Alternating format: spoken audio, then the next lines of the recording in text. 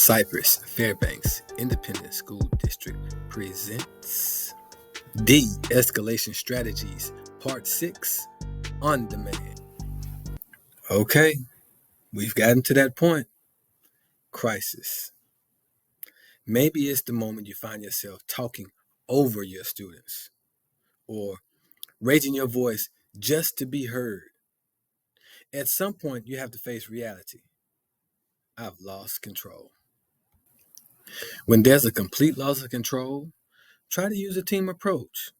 Begin by limiting the quantity of adults interacting with the student in crisis. Come up with hand signals to let others know if or when you need assistance. In a crisis, we need to understand the student is in fight or flight mode.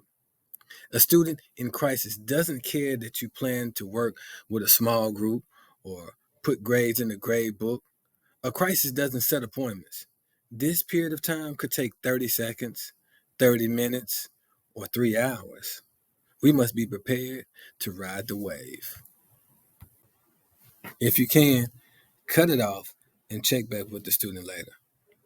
I once had a student who would get himself all worked up over the smallest things. No matter what question you ask him, or no matter what type of conversation you would have with him, he would find a way to just get irate. I finally had to learn to just let him be. We focused on breathing and we focused on positive self-talk so that he can regain control of himself. Now, in a crisis, be sure to set clear limits. It is not okay for anyone to be physical. Also, allow time and space for the student to cool down. Provide an out for the student. He or she might regret what has happened, and they need to hear you say it will be okay. We also want to make sure the student is safe. Another strategy is to limit verbal interactions. At this point, we can't be a broken record. In other words, during fight or flight mode, it is not the best time to teach the student a lesson. You will have time for that later, once the student is in a regulated state. Say what you mean and mean what you say. Who cares what they mumble underneath their breath? Let it go. To use reality statements. They're real and they're relevant. Here are a few examples. You can fill in the blanks with words to fit your current situation. Coupling statements help you check your emotions. With coupling statements, we use a dib-dab. Dib stands for describe inappropriate behavior. Dab stands for describe appropriate behavior. You can see a few examples on the screen. One might sound something like this. Right now you're arguing.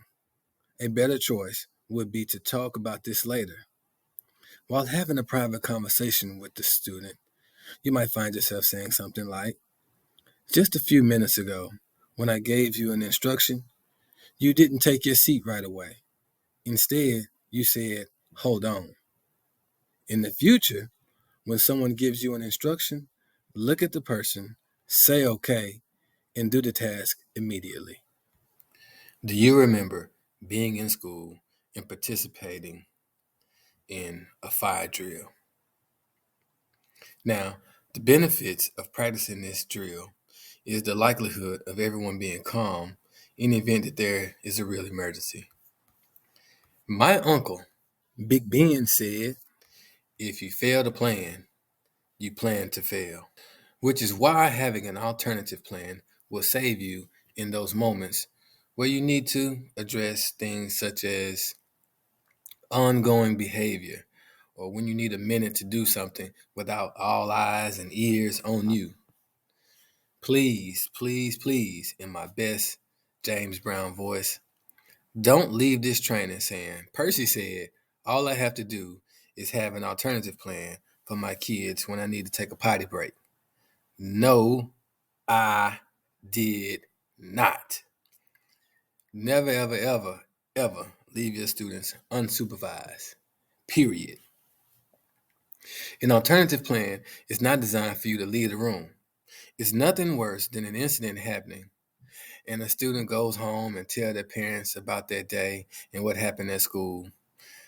And the parent says, well, where was the teacher? and the student says, "Oh, she wasn't in the room." Oh man, that's not good. Definitely not a good look.